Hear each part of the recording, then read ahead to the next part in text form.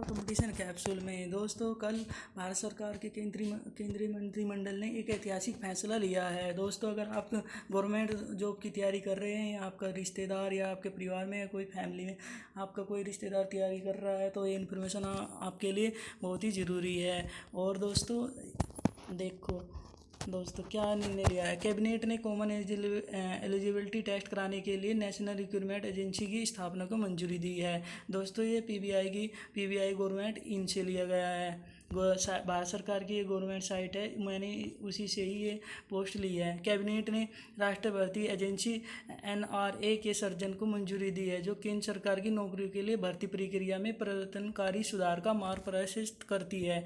ठीक है दोस्तों, अब हम ये देखेंगे कि ये देखो, कार्मिक लोक शिकायत और पेंशन मंत्रालय, केंद्रीय मंत्रिमंडल ने राष्ट्रीय भर्ती एजेंसी की स्थापना को मंजूरी दे दी है। ठीक है, केंद्रीय मंत्री डॉक्टर जितेंद्र सिंह ने प्रधानमंत्री श्री नरेंद्र मोदी के एक ऐतिहासिक निर्णय के रूप में राष्ट्रीय भर्ती एजेंसी की स्थापना की है। कैबिनेट ने कॉमन एलिजिबिलिटी टेस्ट कराने के लिए नेशनल रिक्रूटमेंट एजेंसी की स्थापना को मंजूरी दी है। ठीक है दोस्तों, अब हम देखते हैं क्या है एनआरए और सीईटी क्या है। एनआरए क्या है। एनआरए दोस्तों एक एजेंसी है जो कि टेस्ट कराएगी सीईटी का। और दोस्तों सीईटी क्या है। एनआरए नेशनल रिक्रूटमेंट एजेंसी है। और ये एजेंसी क्यों बनाई गई दोस्तों, पहले अलग अलग टेस्ट के लिए अलग अलग एजेंसी थी। भारत में 25 से 30 एजेंसियाँ हैं टेस्ट कराने के लिए, लेकिन सीईटी कॉमन एलिजिबिलिटी टेस्ट है। दोस्तों देखते हैं सीईटी में कौन कौन से टेस्ट। दोस्तों 3 टेस्ट सीईटी में आएंगे, रेलवे, एसएससी और बैंक।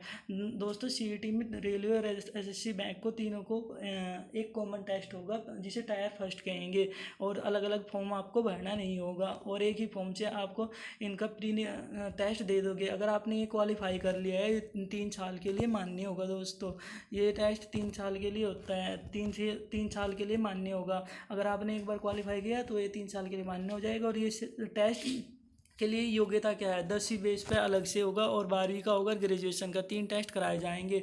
और अगर ये जब भी कोई रेलवे या एसएससी बैंक में वैकेंसी आएगी तो आप उसमें अपीयर हो जाएंगे अगर आपने सीईटी क्वालिफाई किया हुआ है। और सीईटी एक प्राइमरी टेस्ट है दोस्तों, जैसे कि आप रेलवे, एसएससी और बैंक में अलग अलग प्री टेस्ट दे देते हैं, यहाँ पर बस सिर्फ आपको एक ही टेस्ट देना है तीनों के लिए, और वो भी 3 साल के लिए मान्य हो जाओगे आप। दोस्तों इसमें आपका बहुत बड़ा फ़ायदा है, इसमें फीस की बचत होगी और बार बार एग्ज़ाम देने की टेंशन, और ये आपको पैसा तो बचेगा ही, और फिर वो क्या लेकर एग्ज़ाम नहीं देना पड़ना, और सिलेबस भी आपका सेम रहेगा।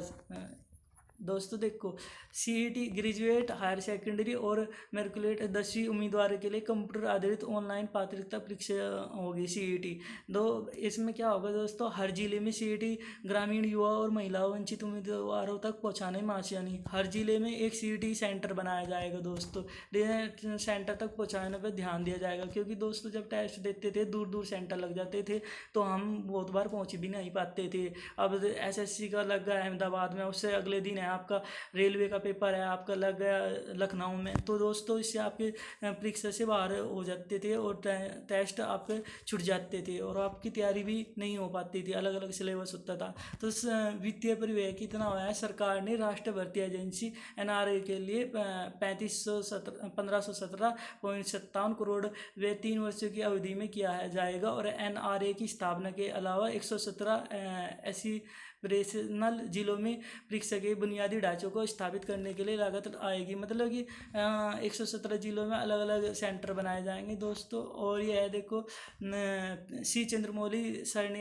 क्या बोला है कल कि दोस्तों जो सीईटी क्या है, कॉमन एलिजिबल टेस्ट है और ये सिर्फ फर्स्ट पेपर होगा और ये क्वालिफाई मार्क्स होगा। और दोस्तों ये सभी बच्चों को ध्यान में रख के लिया गया है क्योंकि टेस्ट छूटते थे।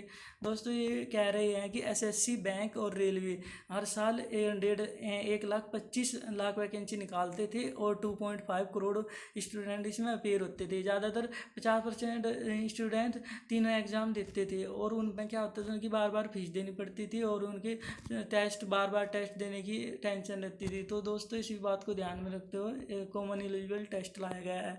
देखो नेशनल रिक्रूटमेंट एजेंसी इसको टेस्ट को कराएगी और ये क्वालिफाई होगा, और आपने अगर एक बार क्वालिफाई कर लिया तो आपको सर्टिफिकेट इशू हो जाएगा। अगर 10वीं बेस वाला करोगे तो 10वीं वाला सर्टिफिकेट इशू होगा, अगर 12वीं वाला करोगे तो 12वीं वाला सर्टिफिकेट।